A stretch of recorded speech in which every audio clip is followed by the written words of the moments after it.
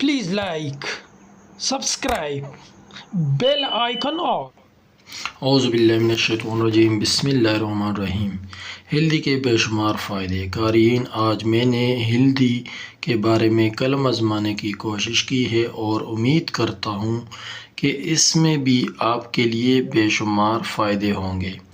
ہلدی اپنے رنگ، ذائقہ اور خوشبو کی وجہ سے جانی جاتی ہے۔ ہلدی کو ہر کوئی اپنے کھانوں میں استعمال کرتا ہے۔ ہلدی رنگت میں پیلی اور اس کا تعلق ادرک کے خاندان سے ہے۔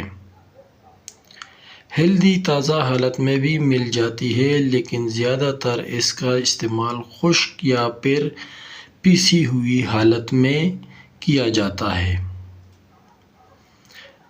یہ باقی مصالحوں کی طرح تیز ہے۔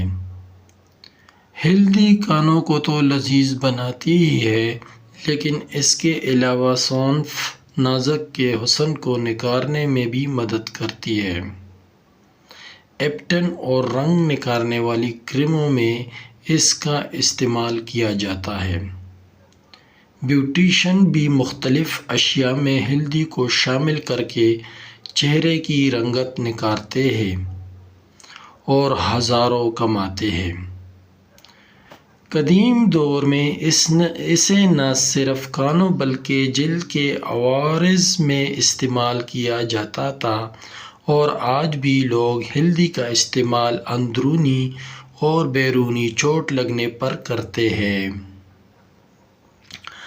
سائنسدانوں نے تجربات سے ثابت کیا ہے کہ ہلدی کینسر کے خلاف مزاحمت رکھتی ہے، اور انہوں نے چھاتی کے کینسر کے لیے دوا تیار کی ہے جو اس مرض کے لیے مفید ہے۔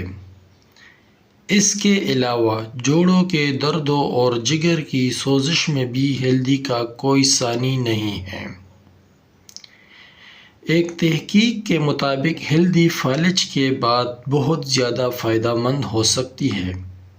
اس سے جو دوا تیار ہوئی ہے، ان کے مطابق یہ دوا دماغ کے خلیوں تک پہنچ کر پٹھوں اور دماغی مسائل کو حل کرتی ہے۔